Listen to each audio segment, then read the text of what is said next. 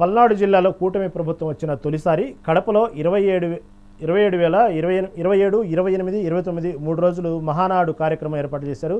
ఈ కార్యక్రమం సందర్భంగా కూటమి ప్రభుత్వం హామీ ఇచ్చిన సూపర్ 6 పథకాలు పూర్తి స్థాయిలో వచ్చే నెల నుండి అమలవుతాయని ఎమ్మెల్యే చదలవాడ అరవింద్ బాబు తెలిపారు.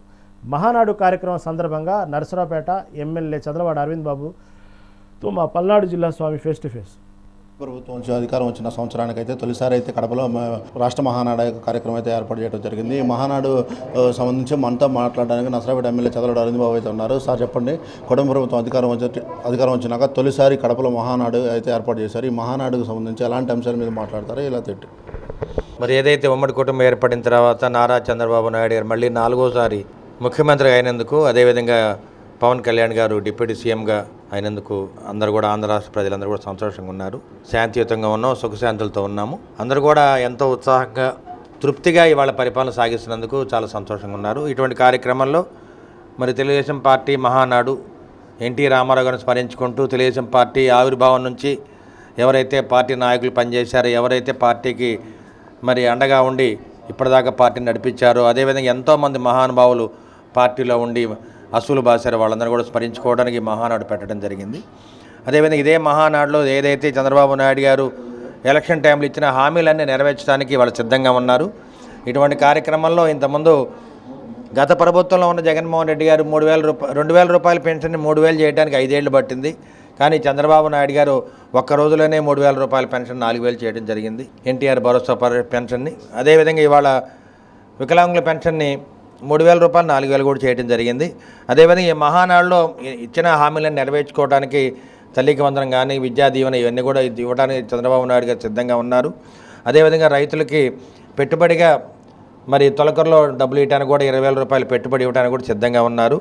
అదేవిధంగా ఇదే నెలలో మరి మహానాడులో మరి మహిళలందరూ కూడా ఉచితంగా ప్రయాణం చేయడానికి బస్సు సౌకర్యం ఏర్పాటు చేయడానికి సిద్ధంగా ఉన్నారు. ఇవాళ ముఖ్యంగా చంద్రబాబు నాయుడు గారు కానీ, పవన్ కళ్యాణ్ గారు కానీ, నరేంద్ర మోడీ గారు ముగ్గురు కూడా కలిసి ఈ ఆంధ్ర రాష్ట్రాన్ని అభివృద్ధి చెందాలి, స్వర్ణాంధ్రగా మార్చాలి, మరి ప్రతి ఒక్క పౌరుడు కూడా భారతదేశానికి అండగా ఉండాలనే కార్యక్రమంలో మనం జరిగిన పాకిస్తాన్ భారతదేశ యుద్ధంలో కూడా ప్రజలందరూ కూడా అండగా ఉన్నారు. మరి ఇటువంటి కార్యక్రమాలు ఉమ్మడి కుటుంబంలో ఉన్న నాయకులు మన నరేంద్ర మోడీ గారు, చంద్రబాబు నాయుడు గారు, పవన్ కళ్యాణ్ గారు ముగ్గురు కూడా రాష్ట్రం కోసం పనిచేస్తున్నారు. కాబట్టి మనం అందరం కూడా ఈ మహానాడుని ఒక ఉత్సవంలా జరుపుకోవాలి. తెలుగుదేశం పార్టీకి ఏదైనా పండుగ ఉందంటే అదే మహానాడు, అదే తెలుగుదేశం పండుగని మేము మీడియా ముఖంగా తెలియజేస్తున్నాం. ఇదే మహానాడులో మీకు కూడా ఒక పరువు బాధ్యత లేదు అప్పు చెప్పారు. దాన్ని ఎప్పటి నుంచి మీరు ఈరోజు వెళ్తారా లేదా రేపు వెళ్తారు? తెలుగుదేశం పార్టీలో నేను 2019 పోటీ చేసినప్పటి నుంచి కూడా మహానాడుకి వెళ్ళడం జరుగుతుంది. ఆ మహానాడులో నేను ఒక డాక్టర్ కాబట్టి డాక్టర్ వింగ్లో నాకు మరి పర్యవేక్షణ చేయడానికి నాకు అవకాశం ఇవ్వడం జరిగింది. అదేవిధంగా తప్పనిసరిగా ప్రతి కార్యక్రమాల్లో అందుబాటులో ఉంటాను. చంద్రబాబు నాయుడు గారు ఏదైతే ఆదేశిస్తారో ఆ కార్యక్రమాన్ని, పార్టీ నాయకులు ఏదైతే ఆదేశిస్తారో దానికి అనుబంధంగా నేను నిబద్ధతగా పనిచేస్తానని తెలియజేస్తున్నాను. అదేవిధంగా మాజీ సీఎం జగన్మోహన్ రెడ్డి మొన్న జూన్ 4వ తారీఖు వెన్నుపోటు దినోత్సవం, 4వ వెన్నుపోటుకు సంబంధించి దీని మీద వాళ్ళ నాయకులతో కలెక్టర్కి ఇచ్చిన పథకాలు నెరవేర్చలేదని దాని మీద కూడా మనం ప్రస్తావించాం. దానికి ఏమంటారు? ఇప్పుడు జగన్మోహన్ రెడ్డి గారు కానీ, వాళ్ళ వైసీపీ పార్టీ నాయకులు కానీ, మాజీ ఎమ్మెల్యేలు, మాజీ మినిస్టర్లు అందరూ కూడా తీరు మారలేదు. వాళ్ళు సిగ్గుతో తలవంచుకోవాలి. ఎందుకంటే ఒక్కసారి వెనక్కి తిరిగి చూడండి. కోడికత్తి కేసు మనం చూస్తే ఎలక్షన్ అప్పుడు ఒక రాయితో మరి దెబ్బ తగిలించుకున్నాడు. అదేవిధంగా వివేకానంద రెడ్డిని హత్య చేయించాడు. మరి అవినీతి భాగవతాలు, దుర్మార్గాలు, కొన్ని లక్షల మంది మీద అక్రమంగా పోలీస్ కేసులు పెట్టించాడు గడిచిన 5 ఏళ్లలో. మరి ఇంకా జగన్మోహన్ రెడ్డి గారు సిగ్గుపడాలి.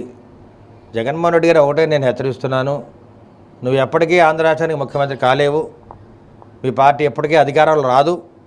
ఉమ్మడి కూటమి ఇదే విధంగా 2047 దాకా ఇదే విధంగా ఈ ప్రభజనం కొనసాగుతుంది.